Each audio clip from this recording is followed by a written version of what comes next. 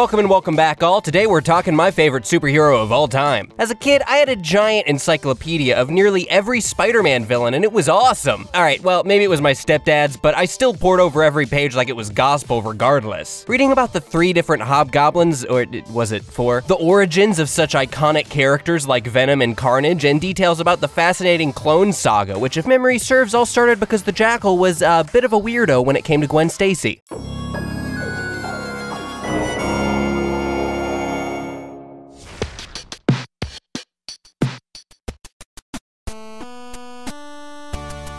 Into the Spider-Verse is a movie for Spider-Man fans, well crafted to make the fanboys jump out of their seats in excitement both when they see something they recognize and clap when they see it. I clapped! That's Tombstone, oh my god! As well as create brand new spins on the universe and characters we all love and hold dear. However, it's also a movie for everyone, being incredibly beautifully stylized as well as figuratively and literally animated. Into the Spider-Verse grabs your attention from the first frame and doesn't let you go until your gut hurts from laughing at the absolutely incredible post-credit scene, wondering where the hell your past 2 hours went. But enough back-of-the-box quote writing, I want to just really quickly express why Into the Spider-Verse was the movie Spider-Man fans needed and wanted so desperately, in probably what's going to be one of the shorter videos on the channel. And I should probably keep that hyphen joke consistent for it to land properly, shouldn't I? Oh yeah, also, minor spoilers, mostly conceptually about things that happen thematically in the movie, but I'm a giant stickler for spoilers myself, so I always want to show the same courtesy to you guys. One of the best things about this movie is that it drops us in what almost feels like in media res. Spider-Man's been fighting crime for quite some time prior to the movie's story, but that's because this film isn't really about Peter Parker. This is Miles Morales' story, as it probably should be, with 3 film franchises and countless cartoons centered around our original Arachnid, with varying quality throughout. One of them now being the great MCU installation with fangirl heartthrob Tom Holland. I'm sorry, Marvel, whoops. And with my personal favorite show being Spectacular Spider-Man, because holy shit, you guys, this show's great, but that's probably like for another video. We're kind of tired of Peter Parker as an audience collective, I feel like. I know I could sit through 16 more story adaptations of the OG Webboy, but I also know that no one else wants that. Probably. Maybe. Who knows? Knowing Marvel's do it until it stops making money philosophy, we'll see where this new franchise goes, I guess. Maybe we'll get a 40-year-old Tom Holland becoming Cosmic Spider-Man in 2036, or perhaps 2099.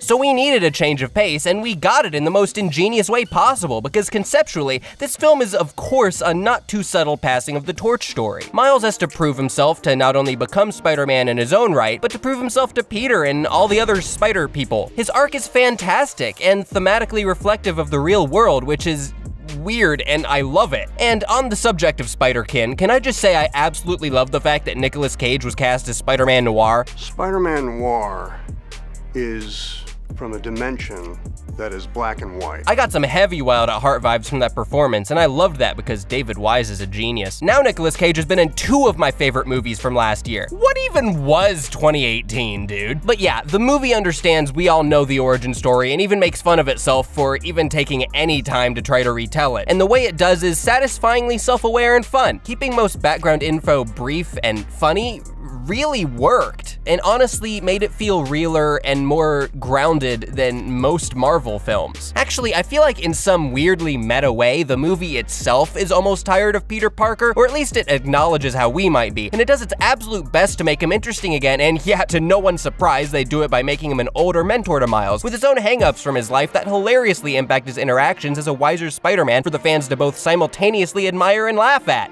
Wow, I gotta get better at run-on sentences. You think I would have a co-writer who would tell me to use comas. Adamnator illiterate. Not review movie, review game. Fuck the Oscars. Adam, you're funnier than that. No, I'm not. This movie honestly feels like a love letter to every Spider-Man fan out there. It has everything in it that we've come to expect from a great Spidey story. Emotional depth and range, from soaring highs, shattering heartbreak, and energetic hilarity, actually compelling yet very questionable villain motivations, and a great story twist. And even with it being a good bit predictable, it hits just as hard all the same, and serves its purpose really well. Oh yeah, the music is like, you know, it's fine.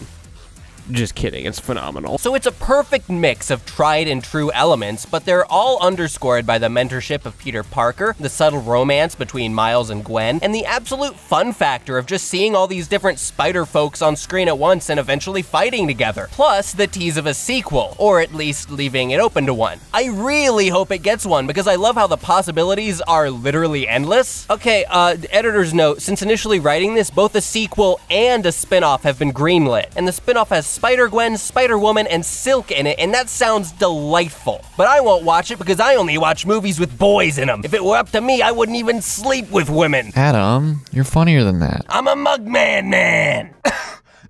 Ow. I feel like this movie works so well too due to its context. Spider-Man is one of the most popular superheroes out there, and everyone seems to enjoy at least a couple of his movies. While it could basically be just as good, I almost couldn't imagine seeing this film as my first Spider-Man movie because it does its job best when you've seen at least a couple of the previous films, or at least are familiar with them. There's definitely a slight factor of being in on it present here that kind of makes the experience of seeing the movie just that much more brilliant, and while that could be alienating to some audiences, I do feel like you'd be hard-pressed to find someone who doesn't enjoy this film regardless, even if they haven't seen anything else Spider-Man related. This film is also very dark, and I like that. Literally the only downside I saw with this film, and I've kind of seen it around as a common thing that people have, with its large cast of characters and having to shift focus from Peter Parker, Miles Morales, and Gwen Stacy, it sometimes feels like Gwen is left by the wayside, but I'll leave that to the sequel, or spin-off now, I guess. I'm really happy that, like, people have been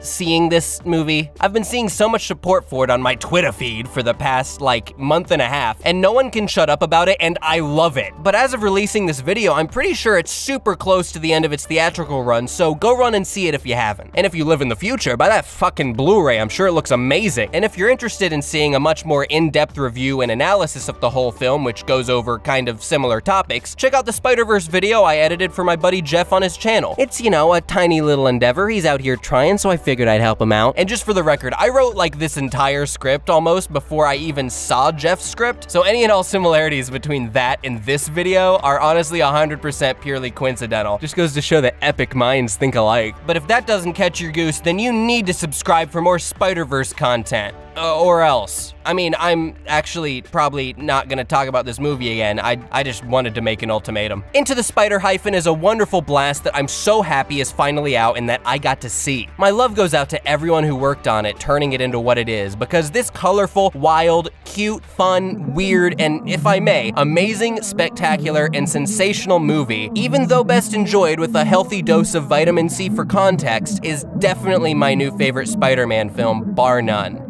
What? Oh yeah, Superior. Hello, it's your boy CJ. Alright. Adam, you're funnier than that. Adam C. McVeigh. You're funnier than that. I don't know what the C stands for. I get a little close. You're funnier than that album. Did I just call him album? Adam. Adam.